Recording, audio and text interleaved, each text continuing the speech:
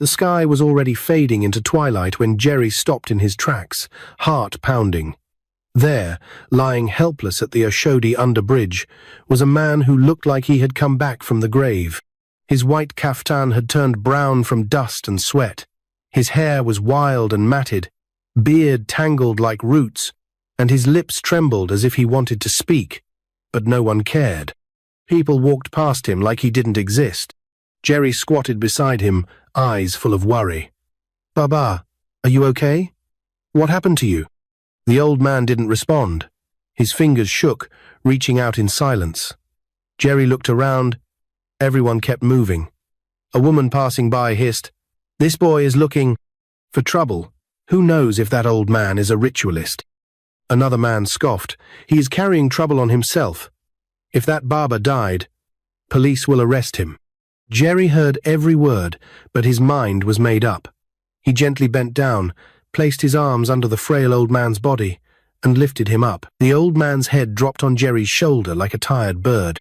As he boarded a taxi with him, people stared in silence. Jerry had no idea that the man in his arms was the long-lost father of one of Nigeria's richest billionaires, and what would happen next would change his life forever.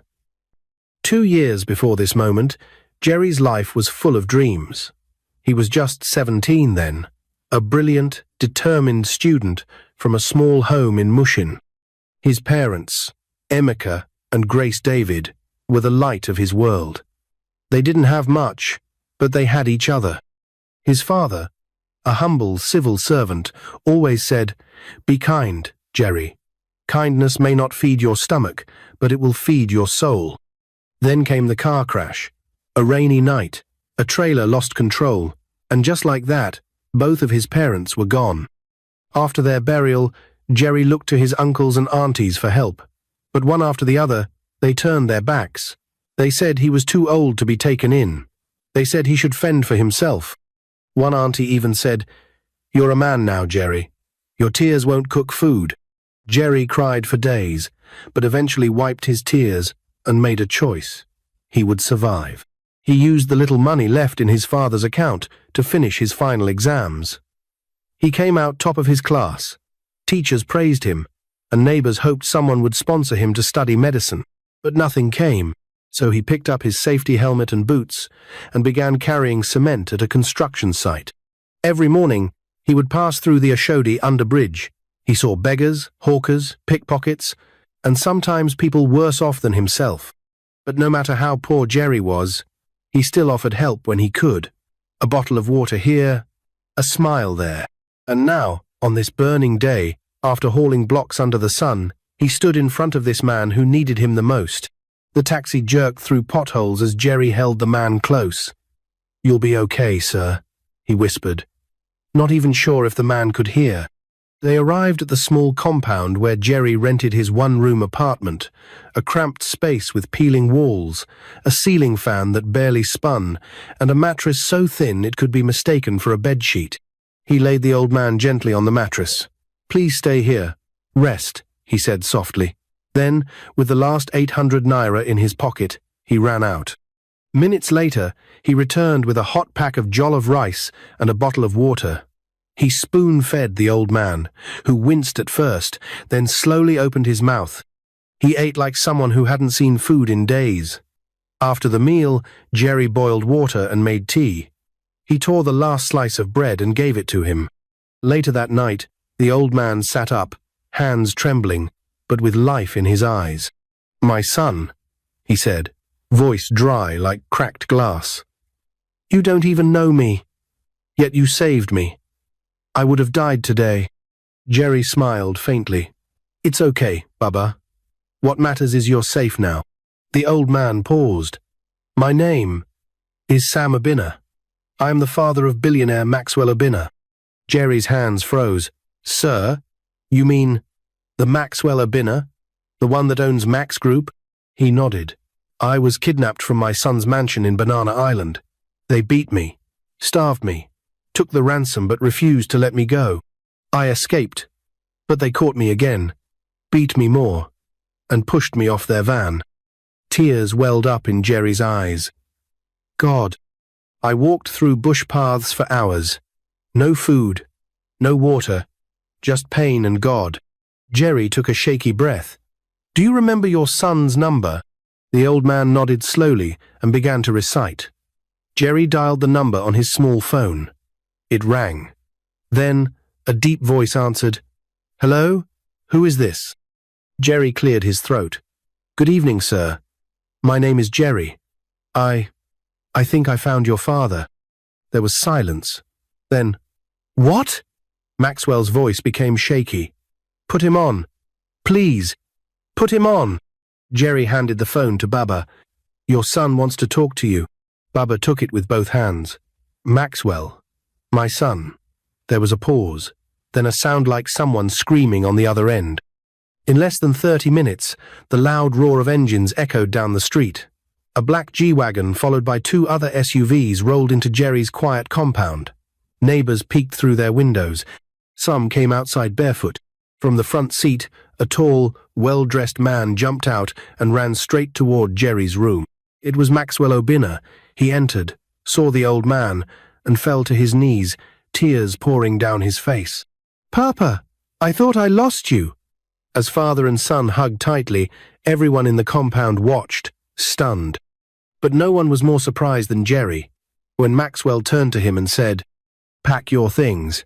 You're coming with us. Jerry stood frozen in place. Pack your things.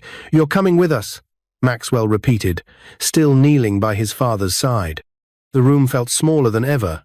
The walls that had once comforted Jerry now seemed to fade into nothing. He looked around, his tattered schoolbooks, a faded photo of his parents, the cracked water flask in the corner, and then at Maxwell's intense gaze.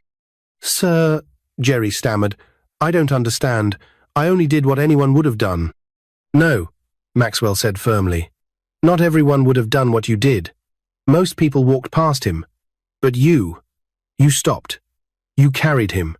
You fed him. You gave him your bed. Jerry blinked. Was this really happening? Outside, neighbors gathered in the street, pointing, whispering. Some brought out their phones to record the convoy. The security guards that followed Maxwell scanned the crowd, keeping everyone back. The black G-Wagon stood like a spaceship on the dusty street, its tires too clean for the muddy road. Maxwell helped his father to his feet. The old man leaned heavily on him but smiled through his weakness. This boy saved my life, he whispered. And now it's our turn to change his, Maxwell replied. Jerry carried a small bag, just one with his books, the shirt his father wore on his last birthday, and a pen his mother gave him before she died. They got into the car. The seats were soft, the air cool. Jerry sank into the leather, eyes wide as the cars moved silently through the Lagos traffic. It was his first time in an air-conditioned car. Maxwell looked at him. How old are you? 19, sir. Did you finish secondary school? Yes, sir. I had the best results in my school, but things got hard. Maxwell nodded quietly. You still want to be a doctor?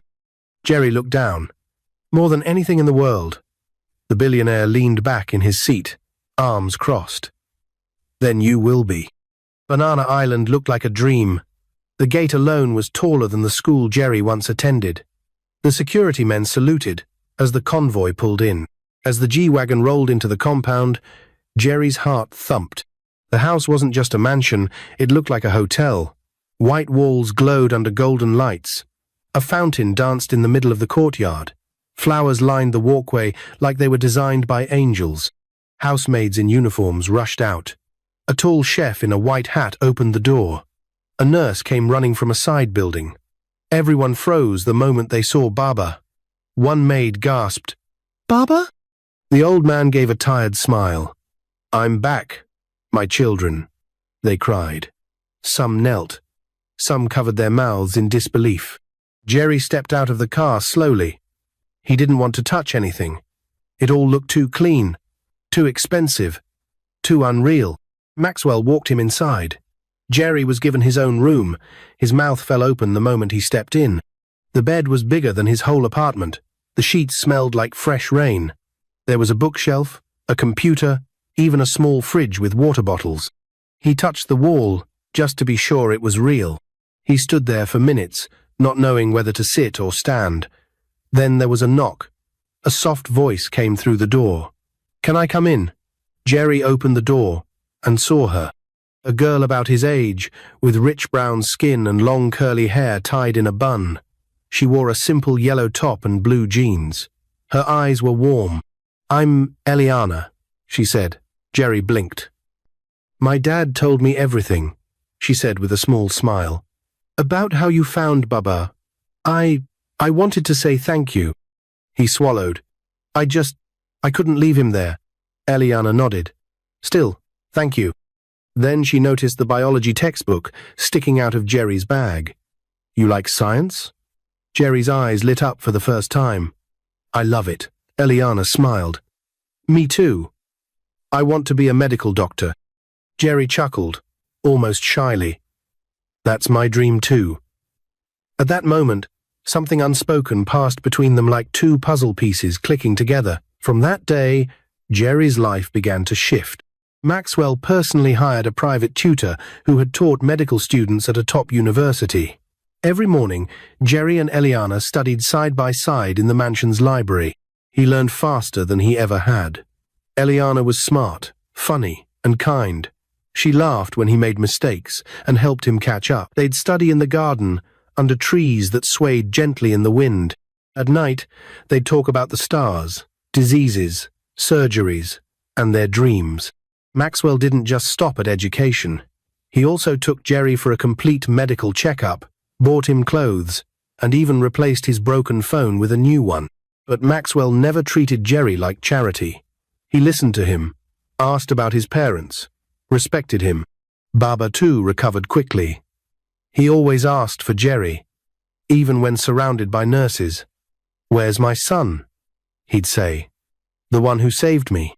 One rainy evening, Jerry was alone in the study, flipping through an old photo album Baba had given him. He stopped on one photo. His eyes narrowed. It was a picture of Baba, holding a newborn baby in his arms. Standing beside him in that photo was a woman that looked oddly familiar until Jerry realized something. She looked just like his late mother, Grace. His heart skipped.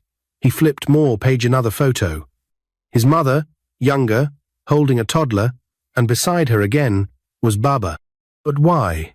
He jumped to his feet, the album trembling in his hands. Could it be? Was there more to his mother's past? He stared at the name on the back of the photo, faded but clear. Grace Urbina, his mother's maiden name. Suddenly, everything froze. Was he connected to Baba by blood? Jerry sat frozen in the quiet study, the old photo album trembling in his hands. Outside, the rain tapped gently against the glass windows, but inside him, a storm had just begun. He stared again at the faded photo. There was no mistaking it. His mother, Grace David, stood smiling, young and beautiful. In her arms was a baby boy, and beside her was a much younger Baba, Sam Obina, wearing a proud smile. On the back of the photo, in neat handwriting, were the words, "Grace Obina, my daughter, my pride, July 2006. Jerry's heart slammed against his chest. Grace Obina. His mother's maiden name was David, wasn't it? Or had she changed it? He blinked, confused. His fingers flipped quickly through the rest of the album, searching for clues. There were more pictures, some blurry, some clearer. One showed Grace at a birthday party, cutting a cake while a teenage Maxwell stood beside her. Maxwell, the man who had become his guardian. The billionaire whose mansion he now slept in. The father of Eliana, his closest friend. The girl who shared his dreams. Maxwell and his mother had once stood side by side. The pieces were forming, but the picture was still blurry. Jerry clutched the album tightly and ran out of the study, heart racing, chest rising and falling fast. He didn't stop until he reached Baba's room. Baba, Sam Obina, was lying on his bed, sipping warm tea. The nurses had stepped out for a while, and the room smelled of peppermint and calm. "Jerry," Baba said with a gentle smile, "you're not studying?" Jerry swallowed hard and held up the album. "Baba, I need to ask you something." The old man squinted as Jerry handed him the photo. His hands trembled as he adjusted his glasses. For a long moment, Baba said nothing. He just stared. Then, a sigh escaped his lips, deep, heavy, like someone letting go of air he'd been holding for years. "Where did you find this?" "In your album," Jerry said softly. "Baba, that woman, that's my mother. That's Grace." Tears welled in Baba's eyes. He placed a hand over his heart. I never thought I'd see her face again." Jerry stepped closer. "You knew her? Really knew her?" Baba nodded slowly. "Grace was my daughter." Jerry's legs weakened. He dropped onto a nearby chair, his chest tightening. "Your daughter?" "Yes," Baba whispered. "Grace was my first child, long before Maxwell was even born." Baba began to speak, his voice slow, his eyes clouded with memories. "I was a young man back then, still struggling, still building my name. Grace's mother and I were never married. Her family didn't approve of me. They took her away.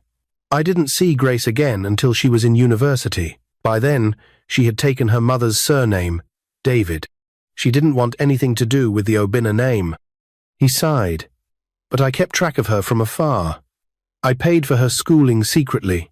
I watched her graduate, get married, and give birth to a son." Jerry's lips parted in disbelief. "Me?" "Yes, you," Baba said with a gentle nod. "I never told Maxwell. Grace made me promise not to involve you in the family's chaos. She wanted you to grow up, away from wealth, from expectations. But I never stopped loving her. I never stopped watching over you, until the accident took her." Jerry's hands covered his face as the truth sank in. His mother was Baba's daughter. Maxwell was his uncle. Eliana. His mind stopped there. "Eliana," Jerry whispered. "I've been spending time with her. We're so close. Baba reached out gently. "Eliana is your cousin, Jerry." A cold chill swept over Jerry. They'd studied together, talked about dreams, laughed over silly jokes, shared late-night conversations under the mansion's stars. And just last week, they held hands in the garden. He stood up, pacing the room. "I didn't know. I had no idea. I know, my son," Baba said softly. "None of this is your fault. Neither of you knew. But now you do." Tears filled Jerry's eyes. "I was starting to have feelings for her, and I think she felt the same." There was a long pause. Baba didn't speak. He couldn't. Jerry turned toward the window, rain still falling softly on the glass. "What do I do now?"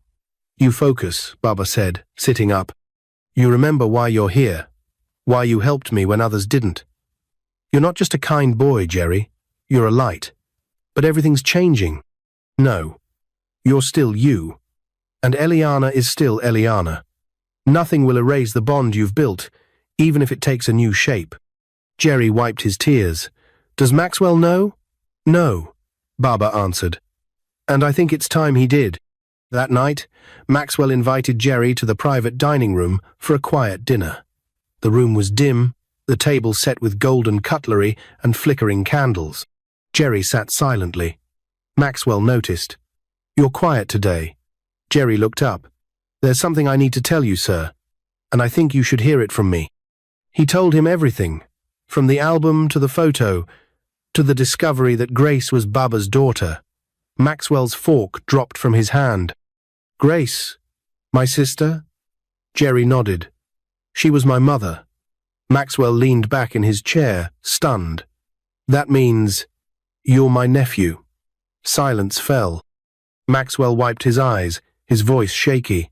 "All these years, I had a sister I never knew, and a nephew living in pain just miles from me. God." Jerry stared down. "I didn't mean to complicate things." Maxwell stood up and walked over. He placed a firm hand on Jerry's shoulder. "You didn't.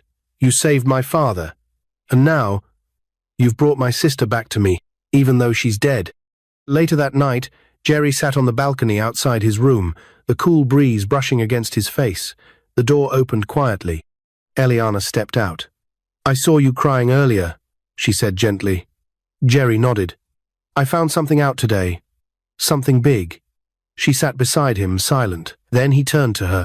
Eliana, we're family. She blinked. What? My mum was your grandfather's daughter. I'm your cousin. Eliana didn't speak.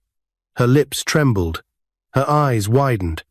Then she looked away, wiping a tear. I didn't expect that. I didn't either, but it doesn't erase what we shared, she said. You were my friend before I knew. You made me laugh again after Mum died. That's real. Jerry nodded slowly. But what now? She asked, her voice barely above a whisper. Jerry looked at the stars. I don't know, he said. But I'll figure it out. With you. Weeks passed. The atmosphere in the Obina mansion had shifted since Jerry's discovery. The weight of the truth that he was the grandson of Baba Sam and the nephew of Maxwell was still fresh in everyone's minds. But what once felt like a stranger's charity now became family love. Yet Jerry's heart was heavier than ever. Every morning, he and Eliana still studied side by side. They still read their anatomy textbooks together, still shared laughter over flashcards and quizzes, still walked through the garden after dinner. But something unspoken now sat between them like a wall made of glass clear, but unbreakable. It was a sunny afternoon when their tutor, Dr. Alade, finished the day's lesson on cardiovascular systems.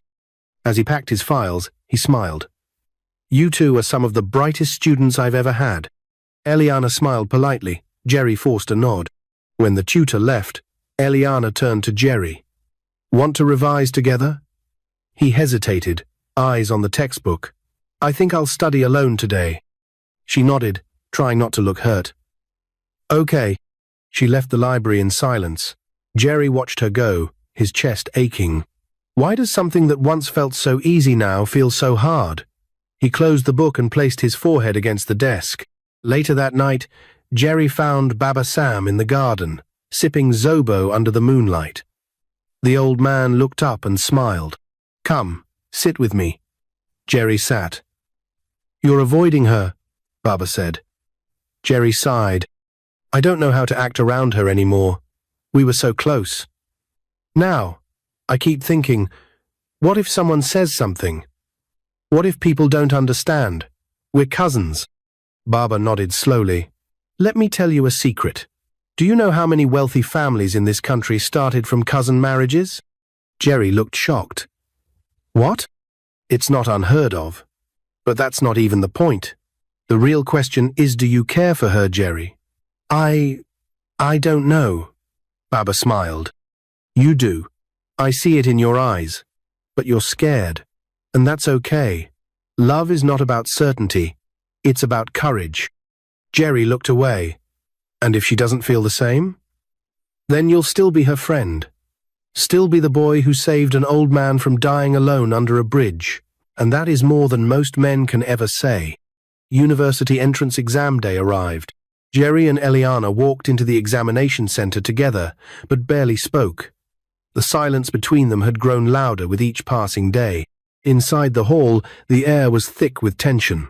Over 1,000 students sat at desks, pencils shaking, eyes glued to answer sheets. 3 hours later, the exam ended. Jerry came out, clutching his bag. Eliana caught up with him outside. How was it? She asked gently. I think I did okay, he said. Me too. They stood silently. Then, for the first time in weeks, Eliana smiled. Want to celebrate with Suya later? Jerry chuckled. I thought you'd never ask. They sat on the mansion's rooftop that evening, Suya between them, a can of malt each. Laughter returned slowly, like sunshine after a storm. Remember when you couldn't pronounce pharynx? Eliana teased. Jerry groaned. Don't remind me. She giggled. And the way you freaked out over that frog dissection? You were way too excited about that. They laughed together honestly, freely. After a while, Eliana looked at him. I miss this. Jerry looked back. Me too. She grew quiet. Do you think we can ever go back to what we had? Jerry paused, then said softly, No. I think we're meant to go forward. 2 weeks later, the results were released. Maxwell himself brought the printouts to the dining table, unable to hide his grin. "Best 2 scores in the state," he announced. Jerry's eyes widened. "Are you serious?" "Top 2. Jerry and Eliana," Maxwell confirmed. "Medicine and surgery. Admission granted to State University Teaching Hospital." Eliana screamed with joy and hugged her dad. Then she turned to Jerry. He smiled, eyes filled with joy, and raised his hands for a high five. She didn't high-five him, she hugged him. University life was like a new world. Lectures, labs, hospital rounds, long nights of reading and tired mornings filled with caffeine. But Jerry and Eliana thrived. Together, they made learning fun. They were known on campus as the unstoppable pair, always first in class, always helping others. Maxwell visited often, proud of them. Baba, too, though older and now mostly wheelchair-bound, would beam whenever he saw them in their white coats. Through it all, Jerry's feelings for Eliana only deepened. But he said nothing. Until the day they graduated, it was a grand hall filled with proud parents, teachers, and government officials. Cameras flashed. Families cheered. Jerry and Eliana walked the stage together, dressed in sky-blue medical gowns. Their names were called out together for the award, Best Graduating Students, Faculty of Medicine and Surgery. Baba sat in the front row, tears in his eyes. Maxwell clapped with pride, filming with his phone. The crowd rose in applause. After the ceremony, reporters rushed them for interviews. But Jerry's eyes were on one person only, Eliana. That night, the family returned home. A dinner was arranged. The garden twinkled with lights. A violinist played softly in the background. Eliana sat beside Jerry at the long table. He turned to her, nervous. "Can we take a walk?" She nodded. They walked in silence. The moon glowed above. The garden was quiet. Crickets sang in the distance. Jerry stopped beneath the same tree where they had once studied together. "Eliana," he began, "I've been waiting for the right moment, for the right words. But nothing feels enough." She turned, her heart beating fast. "I love you," he said. "I have for a long time. I don't care about what people will say. I don't care about titles or labels. I only know that when I look at you, I see peace. I see my future." She said nothing. Her lips trembled. Then Jerry reached into his coat pocket and brought out a diamond ring. He knelt down slowly, his voice shaking. "Eliana Obinna, will you marry me?" Eliana's hands flew to her mouth. Tears filled her eyes. She looked at Jerry, her best friend, her study partner, the boy who once had nothing but gave everything. And then, she slowly stretched out her hand, smiling through her tears. "Yes." From behind the other side of the garden, Baba and Maxwell wiped their eyes. Eliana pulled Jerry to his feet and hugged him tightly. As they held each other in the moonlight, fireworks lit up the sky above. But deep in Jerry's heart, one question still remained. Was fate truly done with him, or was there more ahead? Despite people's view and advised Maxwell got from his friends, he approved their relationship and gave his support for their wedding. The wedding was a national sensation. Billionaire's daughter marries former construction laborer who saved her grandfather, the headlines screamed.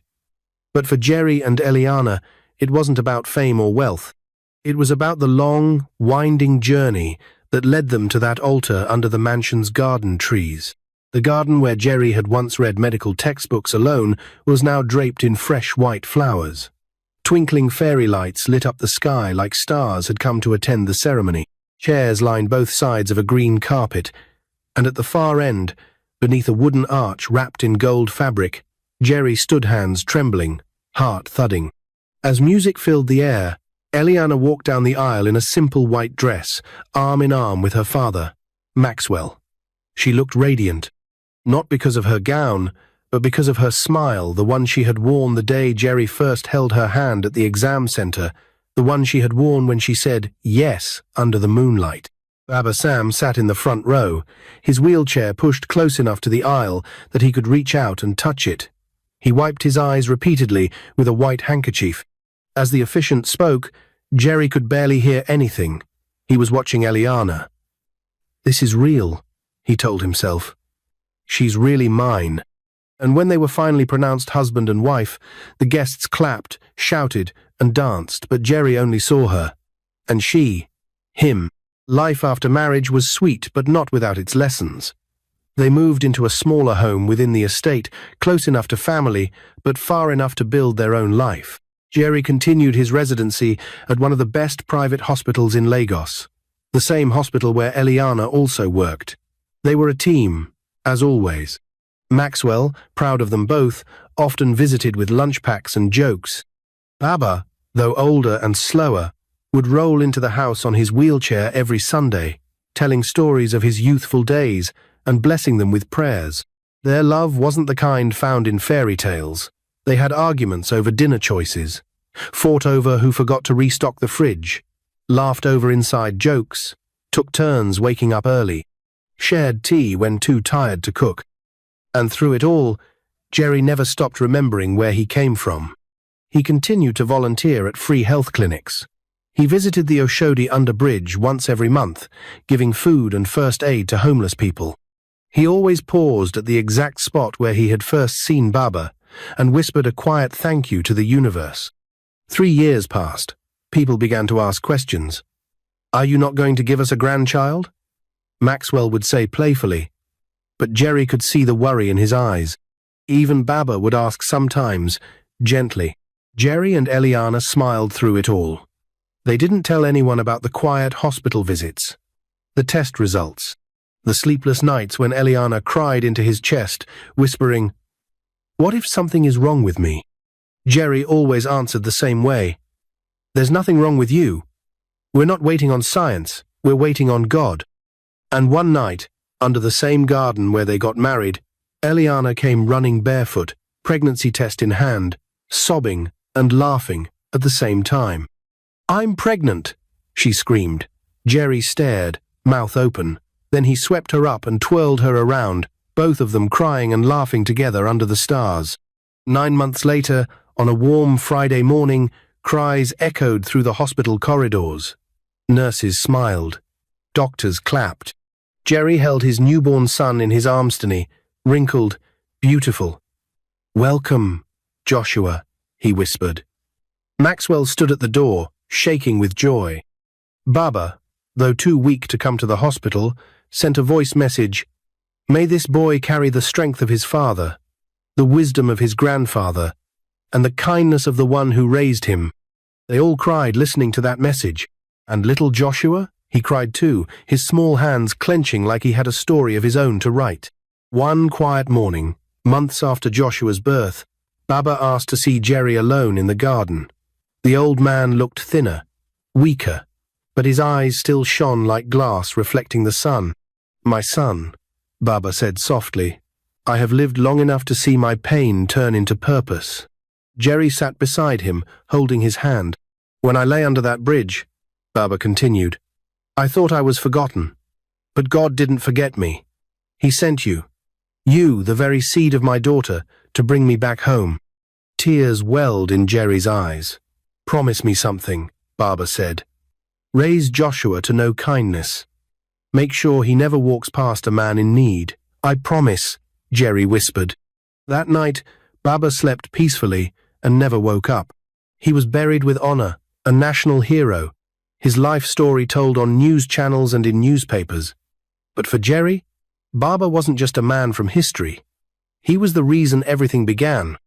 A year after Baba's passing, Jerry and Eliana stood with Maxwell at the opening of a new medical center named Grace, Sam Obinna Memorial Hospital, a place where the poor could be treated without payment. The governor cut the ribbon. Reporters took photos.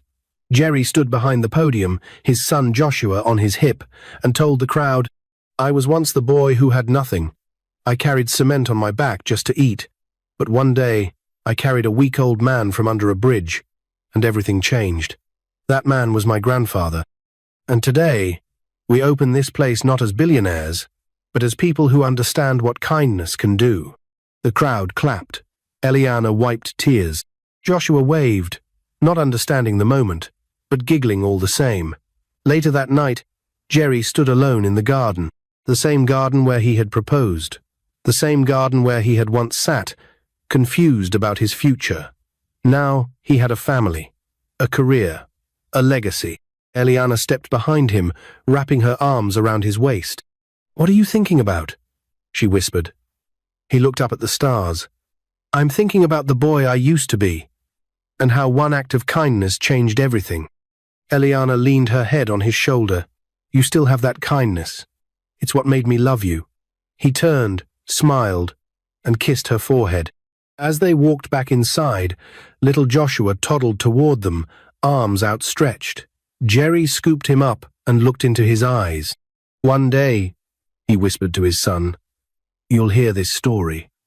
The story of how your father carried a stranger and found a family. And under that moonlit sky, in the mansion once filled with silence and secrets, the sounds of laughter, love, and legacy echoed once more." What is your view about this story? If you were in Maxwell's shoes, would you have approved the wedding of Jerry and Eliana despite being cousins? Where are you watching from? If you enjoyed this story, comment, share, and subscribe to our channel for more interesting stories.